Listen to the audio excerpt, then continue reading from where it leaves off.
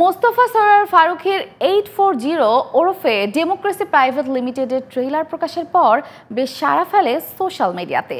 সেই রেশ কাটতে না কাটতেই গত 12 ডিসেম্বর সিনেমাটির বিশেষ প্রদর্শনীর ব্যবস্থা করে 840 এর কলাকুশলীরা। সেখানে উপস্থিত ছিল আমাদের শোবিজওয়াল টিম। বিস্তারিত জানবো এবারে সেগমেন্টে। নির্বাচন আসলে কি?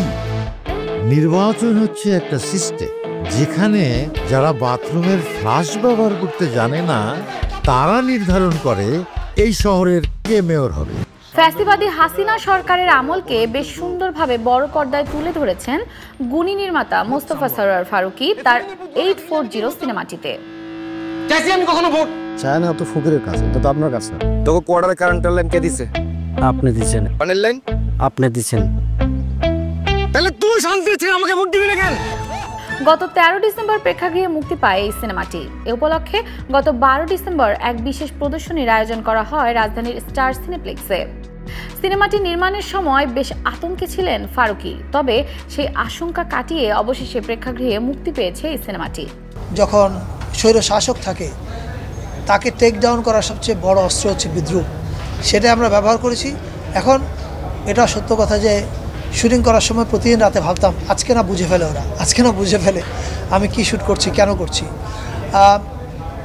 এটা ফ্যাসিস্ট হাসিনা ক্ষমতায় থাকলে রিলিজ হতো কি না এই প্রশ্ন উত্তরে আমি নিশ্চিত রিলিজ হতো না, কারণ শনিবার বিকেল নিয়ে আমরা দেখেছি কি হয়েছে। এই সিনেমাটির মূল চরিত্রে অভিনয় করেছেন নাসিরুদ্দিন খান। একজন মেয়রের চরিত্রে অভিনয় করেছেন তিনি। তার চরিত্রের মাধ্যমে শেখ হাসিনাকে ফুটিয়ে তুলেছেন পরিচালক মোস্তফা সরোয়ার ফারুকী। আমি জানি না, আমার ধারণা 840 সেন্সর আটকানোর সাথে সাথে দেশ ছেড়ে চলে যেতে হতো আমাদের। এই সাংস্কৃতিক লড়াইটা ফারুকী ভাইরা করে আসছিলেন এবং আমাদেরকে কিছুটা হলেও যতটা ওই সময়ে পারা যায় আমাদেরকে দেখানোর চেষ্টা করেছেন, বোঝানোর চেষ্টা করেছেন। থাকে না যে দেখানো একটা কিন্তু মেসেজ দেওয়া আরেকটা, এটা আমরা পেয়েছি।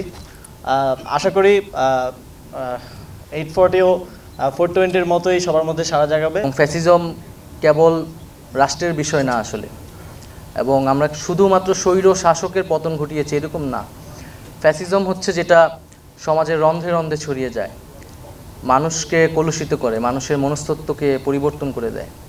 ফলে আমরা হয়তো রাজনৈতিক একটা লড়াই মধ্য দিয়ে আমরা এসেছি, সেই লড়াইটা এখনও চলমান। তো সেই জায়গা থেকে এই 840 সেটার প্রতি আমাদের অভিনন্দন এবং শুভকামনা রইল এবং সংশ্লিষ্ট সকলের সাথেই, এবং এটার আমরা সাফল্য কামনা করি। 840 এর ট্রেলারে নাসিরুদ্দিন খান ছাড়া দেখা গেছে ফজলুর রহমান বাবু, বিজরি বরকতুল্লাহ, নাদের চৌধুরী, জয়, মার্জুক রাসেল, মম সহ আরো অনেককে।